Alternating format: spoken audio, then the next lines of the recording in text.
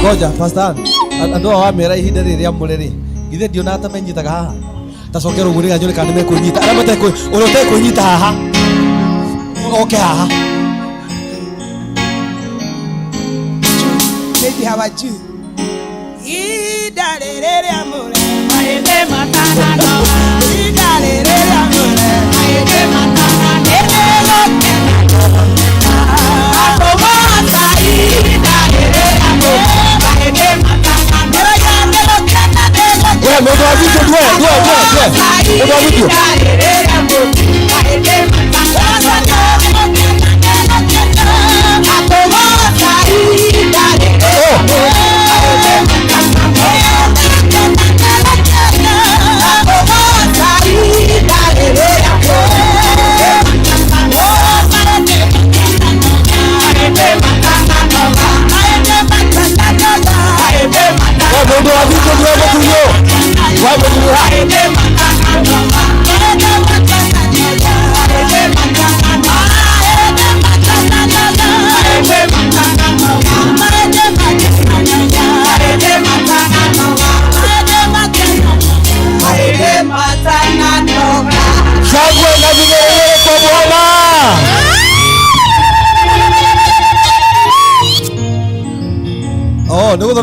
Mugothoreka mutikoina ndana nimwetekira kuina eke turugamena iguru tunyite ndungata ya Ngai na geti ungi ni our Reverend Gideon Robbie. Waje tupigie makofi mazuri anapokuja.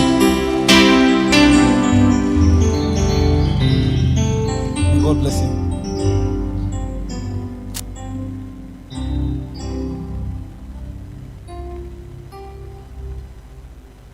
Bwana asifiwe. Mnaweza kuketi.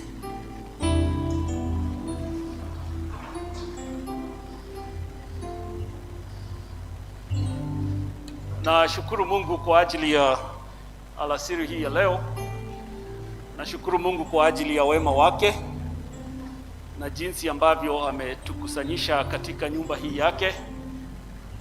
Ni kwa ajili ya neema ya Bwana ambayo ni ya ajabu.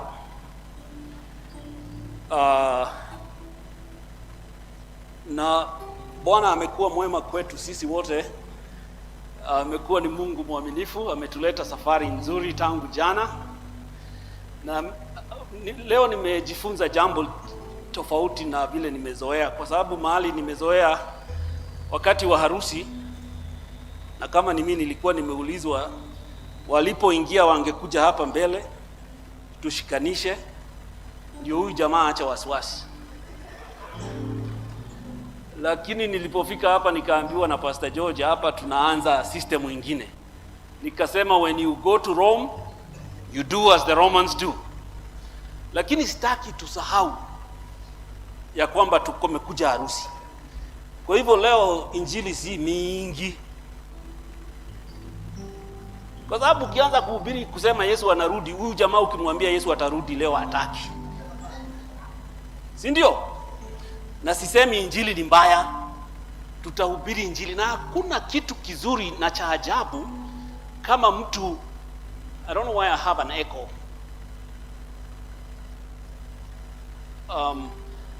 Kama mtu ambaye atafika wakati mmoja, kuna mambo mawili yanayoweza kufanyika katika harusi hii. Mtu anaweza kubali Yesu Kristo awe mwokozi wa maisha yake, na jambo hilo hata lisahau. Hilo ni jambo moja ambalo najua linaweza kufanyika. Jambo lingine ni ya kwamba kuna mtu hapa tu atatupa jicho pande ile. Unaona wale warembo wako pale? Atupe jicho, ama mshatupa tayari? Haya. Najua atupe jicho pande ile aone. Kwa hivyo kuna mambo mawili yanaweza kufanyika. Jambo ambalo I am so sure litafanyika is that Andrew and Nelly are the only people that are going to leave this building different.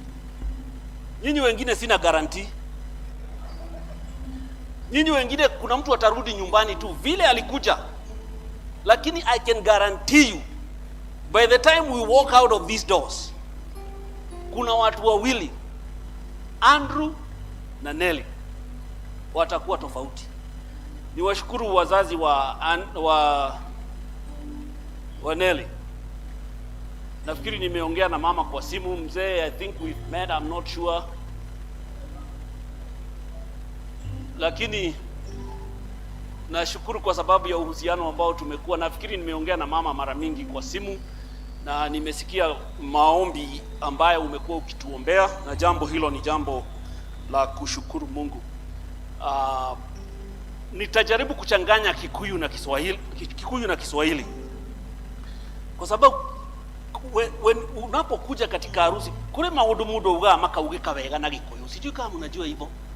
Alafu unakuta maneno ingine ukisema na Kikuyu ni ngumu.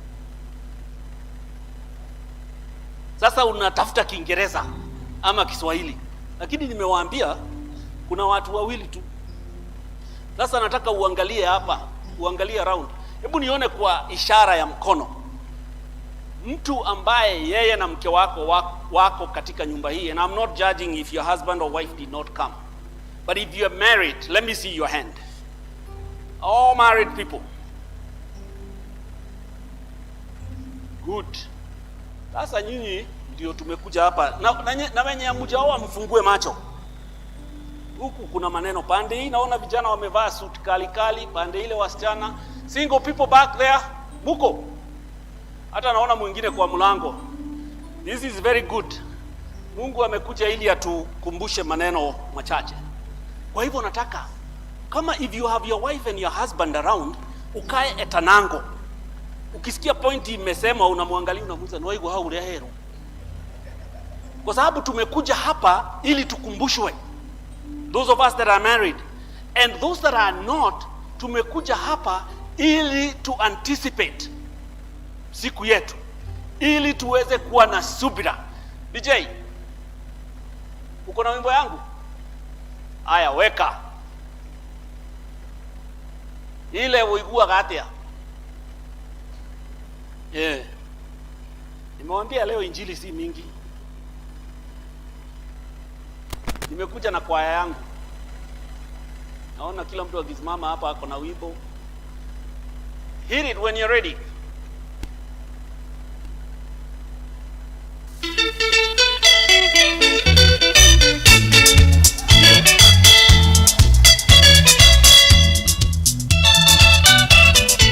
Nataka msikize.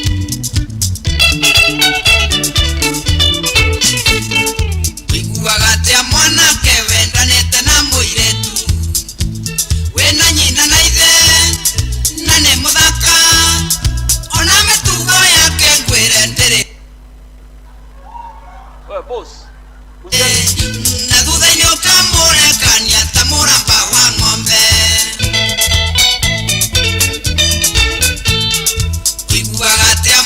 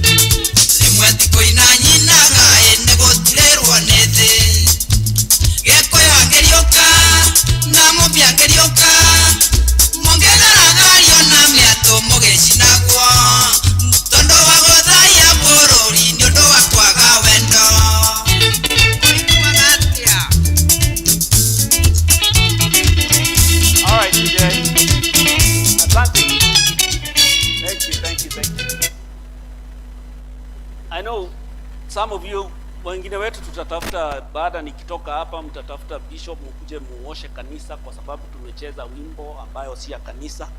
Hiyo wimbo ni ya kanisa katikati. And I want you, now I hope you will go and sit down usikize huo wimbo tena.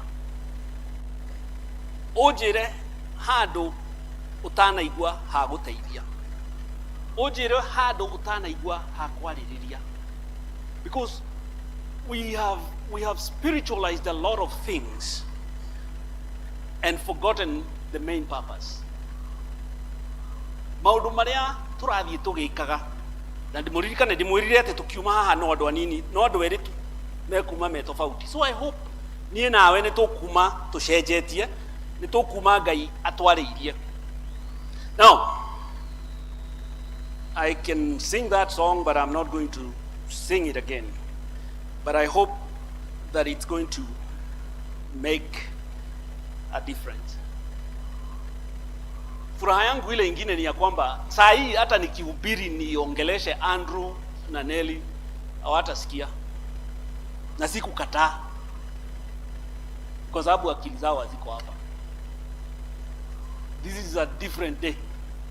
So I am so glad this is being recorded and they will watch it.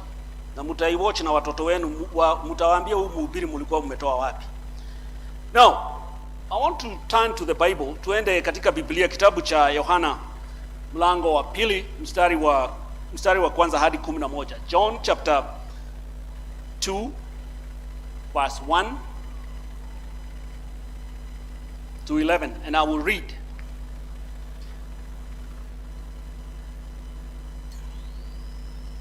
On the third day, a wedding took place at Cana in Galilee. Jesus' mother was there, and Jesus and his disciples had also been invited. Underline the word invited to the wedding. When the wine was gone, Jesus' mother said to him, They have no wine. They have no more wine. Verse 4, dear woman, why do you underline that word, involve me? Jesus replied, my time has not come. His mother said to the servants, do whatever he tells you. Nearby stood 6 stone water jars, the kind used by the Jewish for ceremonial washing, each holding from 20 to 30 gallons. Jesus said to the servants, fill jars with water, so they filled them to the brim. Then he told them, now draw some out and take it to the master of the banquet. They did so. And the master of the banquet tasted the water that had been turned into wine. He did not realize where it had come from, though the servants who had drawn the water knew. Then he called the bridegroom aside and said, everyone brings out the choice wine first, and then the cheaper wine after guests have had too much to drink. But you have saved the best till now. This, the first of his miraculous signs, Jesus performed at Cana in Galilee. He thus revealed his glory, and his disciples put faith in him. I told you I'm not going to keep you here for very long. There are 3 things, and Nelly and Andrew and the rest of us that are listening to me, I'm going to give you 3 words that I want you, we've picked up from that portion of the scripture. And if you do this in your marriage, Andrew, Nelly, and those of us that have been, wale ambao kati yetu tumekuwa katika harusi muda mrefu, you still have a chance. It's never too late. It is never too late to save your marriage. And most of the time we come to church, to weddings like this, ukirudi nyumbani uko na kitu kingine kamekushika hivi kamsisimuko, si ndio? Unajua harusi inakuwa na si ndio? Ukitoka tu harusi hivi uko na kamsisimuko kingine unasikia na you remember the day you got married. I've been married, Jerry and I have been married 26 years. And every time we go to a wedding, we try and learn something. we have learned to celebrate each other. You know, I always like talking, and those are things that I don't talk on Sunday. Jerry is seated here, so you can. Unajua lazima saa ingine mhubiri akihubiri unatakiwa unaangalia mama. Unaona anatingisha kichwa ama hapa ni mchezo. Si ndio? So I have 3 words. Nelly and Andrew and the rest of us. When Jesus was in Cana of Galilee, he had just attended a wedding. Like any of us have attended a wedding today. When they ran out of wine. But no, before we get there, the verse 2 said, Jesus and his disciples had been invited. Hiyo ndio jina ya kwanza, kitu ya kwanza nataka tushike. That we are going to invite Christ in our marriages. Andrew and Nelly, invite Christ in your marriage. And those of us that have been married, na unasikia, hey, I wish hiyo sermon ingehubiriwa harusi yangu 26 years ago. It is not too late. We still can invite Christ in our marriages. And he can make a difference. And look, when Jesus was invited, he asked, why do you involve me? When he was told that they ran out of wine, what happened? He was involved. So I just don't want you to invite Jesus. Unajua unaweza ambia mtu kuja. Kuja kwetu, ikuwe, sijui, those of us that are my age or even older. Unakumbuka kibao ilikuwa kwa nyumba yetu ilikuwa imeandikwa, Christ is the head of this house, the silent. And if you're going to make the unseen guest the silent listen, that thing was theologically very wrong. Na kama uko nayo kwa nyumba yako uende utoe. That's not a good prayer. That Christ is the head of this house, that is good. But you are saying the silent listener, the unseen guest. How is Jesus going to be unseen in your marriage, my friend? Si lazima tuone Yesu. Can Jesus speak into your marriage? So don't make him the silent listener. So invite Jesus, then involve him. When they involved Jesus, they had better wine than they had started with. Sindio? Wakati walihusisha Yesu, kinywaji kikawa kitamu kuliko ile ilikuwa ya kwanza. Mpaka mwenye harusi akakuja akauliza kiongozi wa sherehe, akasema, kwa nini mnatufanya hivi? Hiyo ndio mnasema saa nyingine mnasema nini na Kiswahili mzuri? Haya, umekataa kusema vile nilikuwa nafikiria ndio mtasema. Mnatucheza shere. Kwa nini mmetufanya hivi? You waited until the last minute and then you brought the more expensive wine. It is because Jesus was invited and he was involved. And listen to the last word that I want to use is obey. O-B-E-Y, obey. Because if these disciples and the people that were there in the ceremony, when Jesus said, put water in the jars, kama hawangeweka maji, kungetokea kitu? No. There would have been nothing. And so, the wine that came out came because of obedience. Now wacha niwaambie, I'm going to say this, and I know I have elders here, wazee kuniliko. I can tell. If there is a word that has caused problems in marriages, is the word obey. Kwa sababu wamama walienda Geneva, wakasema siku hizi my life, my choice. Do you know why we are struggling in marriages? Go back. Unakumbuka zile vows zilikuwa zinasemwa zamani? Ati nanidi kweda, kawacheni tu niseme na Kikuyu hapa. The man is told to love the wife as Christ loved the church. And the woman is asked to obey. Let me ask you a question. What is hard? Ni nini ngumu? Ni kupenda ama ni kutii? Wangapi wanasema ni kupenda? Wangapi wanasema ni kutii? Let me see by show of hands. Amujui? I'll tell you. The man was told to love his wife as Christ loved the church until he did what? He died for the church. And the wife was told, obey this guy. That is the call the wife has been. Hiyo obey ni ngumu, ni rahisi. Unajua kutii hata saa ile utaki kuongea. Si unaweza wekea mtu maji aende bafu na umuongei? But love has to be shown. Love has to be demonstrated. You can cook, uweke chakula kwa meza na urudi uende wapi? Si umeobey?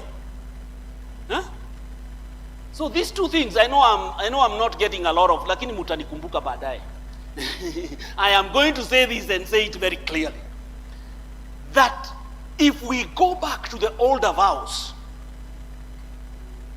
wacha hizi siku hizi tunakuja tunaitana sweetie na bei. Hiyo mambo ya bei kwanza si mbaya, but be careful how you use it. I'll tell you something that happened between Jerry and I. She's seated right here. When we got married, we had this couple, our best men, and some other two couples that were around us. And all they called each other is darling, darling. Hata ungejua jina ya mama. Darling, darling. Na wengine wanashirabu wanamuita darling. So, and I had an issue with that. Jerry would tell you, she knows I love her. I don't think maybe I've used that word once, and that when I don't call her darling, all our time I call her Jerry. Am I right? When we had kids, saa ingine namuita Mama Robi, and I'll tell you why. I learned very quickly. Tulipoenda kutembelea huyo mmoja, mama ni darling, darling, darling, Reherio, darling, darling. Sasa siku moja tukaenda tukakuta ni kubaya. Si kila nyumba kunakuwa kubaya. Sasa ile tension unaingia unasikia inaweza kata. Nikasikia mzee amesema oyo darare hiyo, nikashindwa, my friend. Darling, ilienda wapi? Hebu acha nikae chini tuongee hii maneno. Darling imeenda wapi? And I'm not saying don't call your wife darling or bae or all that. They are good words, but be careful. Because this girl here, her name is Jerry. Whether I'm happy or angry with her, she will remain. Lakini nikasirika na yeye, darling inaenda namuita oneoyo. So I would rather call her Jerry whether I'm happy or not, because I badiliki. Na sisemi, I'm not telling you what to do with your marriages, but I'm telling you don't do things that you cannot keep. Don't say things that you cannot sustain. Sasa ukikuja hapo muite darling, siku hizi nimesikia ni be. Kuna mwingine ameimba wimbo ati moko mothe na igoro inda mutatwekere buira oyo niwe otwekete ikeheji kya ngoro eno.